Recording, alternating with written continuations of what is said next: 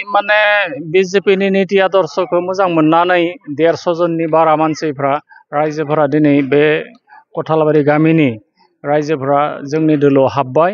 आरो बे दोलोआव हाबनानै जोंनि बे दोलोखौ माने गोख्रों खालामनो थाखायथ' बिथांमोना माने दायित्व लादों आरो बे गोख्रों खालामनानै जाहाथे फैगोन समाव बिसायख'थियाव जे जोङो बोरै देरहानो हायो बेनि थाखायनो बे कथालबारियाव थानाय राभा माने अन्यान्य जनगोष्ठीफोरा मा जोंनि बे बिजेपि राजनिति दोलोआव हाबनानै मानेखि जोंनि दोलोखौ बोरै स्ट्रं खालामनो हागोन बेनि थाखाय बिथांमोना दिनै जगदान जाबाय आरो जगदान जानानै जोङो फैगोन समाव जोङो जे बिजेपिखौ बोरै देरहानो हायो बिनि थामथिमखौ खालामदों आरो बिथांमोना बुंनो नागिरदों जे बेरगाव समस्तियाव 100% देरहागोन बिथांमोना अलरेडि माने अबजारभेसन खालामबाय आरो जिहेतुके बिजेपियानो देरहागोन आरो देरहानाय दोलोजों थानानै बिथांमोना खामानि मावनो थाखाय थामथिम खालामदों। बेरगाव समस्ति हिसाबै जिखिनि खामानि मावदों जों नायबोदों माने बेवहाय 80% माने स्पिडआव जोङो खामानिखौ स्पिड लांबाय थादों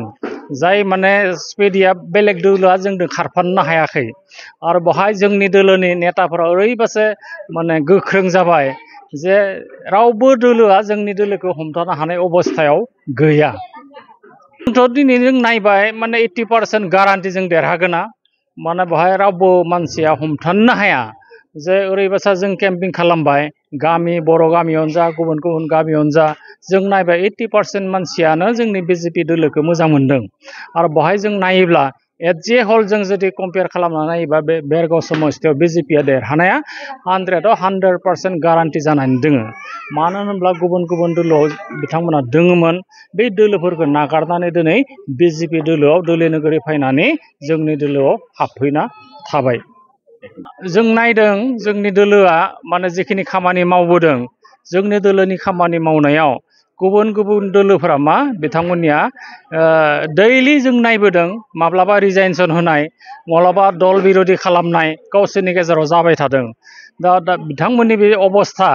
दिनै जोङो सिरियालि माने ससियेल मिडियायाव नायोब्ला माने सोरबा इउपिपिएलनिफ्राय रिजाइनेसन होनाय सोरबा बिपिएफनिफ्राय रिजाइन होनाय जों कन्टिनिउ जों नुबोबाय थादों।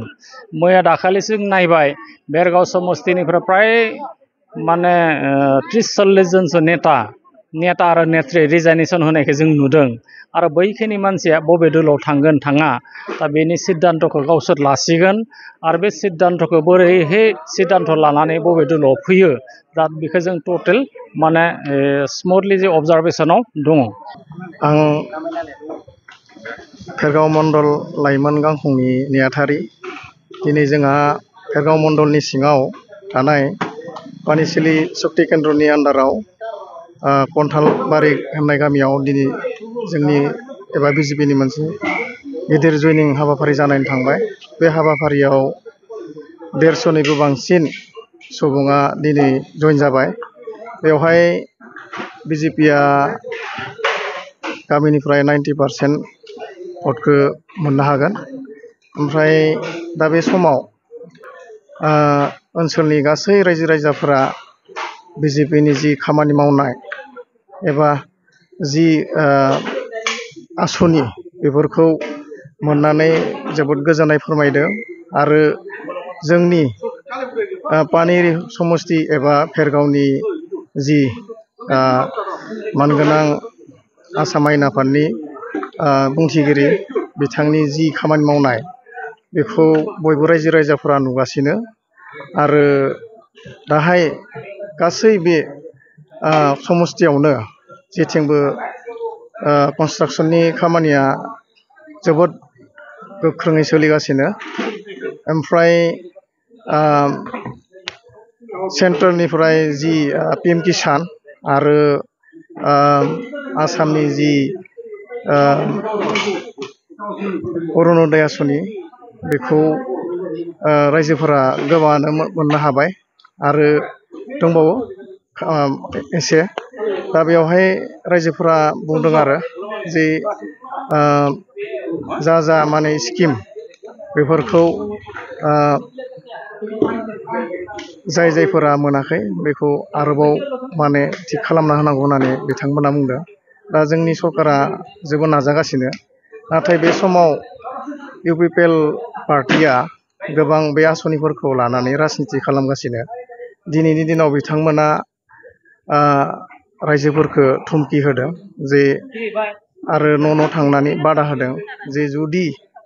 जोंनि पार्टिजों जुदि खामानि मावाब्ला जोङो अरुनदय आसनिफोरखौ जों दानना होगोन नुनो मोनदों इउपिपिएल पार्टिया बुंदोंमोन जे थांनाय जि सरकार बिथांमोननि जि साथा मुस्रि राननाय राजनिति बेखौ माने जोंनि सरकार फैयोब्ला खालामा होनना बुंदोंमोन खिन्थु दिनैनि समाव बिथांमोना स्रोद स्रोद हरनि गेजेराव साथा मुस्रि रानगासिनो बिथांमोननि जि सरकार बेयो जोबोद मिसलिया सरकार आरो वान जब वान भट होगोन होननानै बिथांमोना रायजोफोरनो फोरमायदोंमोन गावसोरनि प्रतिश्रुति होदोंमोन खिन्थु दिनै गोबां जोंनि सेंग्रा सिख्लाफोरा दिनै बेखार जाजोब्बाय आरो थांनाय जि इन्टारभिउ लादोंमोन फरेस्टनि एबा VCDCनि सेक्रेटारि बेयावबो बिथांमोना गोबां माने फैसा लानानैसो होनायखौ जों नुनो मोनबाय दुखु नाङो जे गोरिब गुन्द्राया बिदिब्ला बोरै सरकारनि साख्रिखौ बोरै मोननो हागोन हामानांथावना बियो दिनैनि समाव बेबायदि बिथांमोननि जि आखु बेखौ नुनानै गोबां BTCनि मानसिफोरा बिथांमोननि पार्टिनिफ्राय ओंखारजोब्बाय आरो दिनै लोब लोब BJPआव जइन जाबाय फैबाय थानाय समाव जोंनि भेरगाव समस्तिनिफ्राय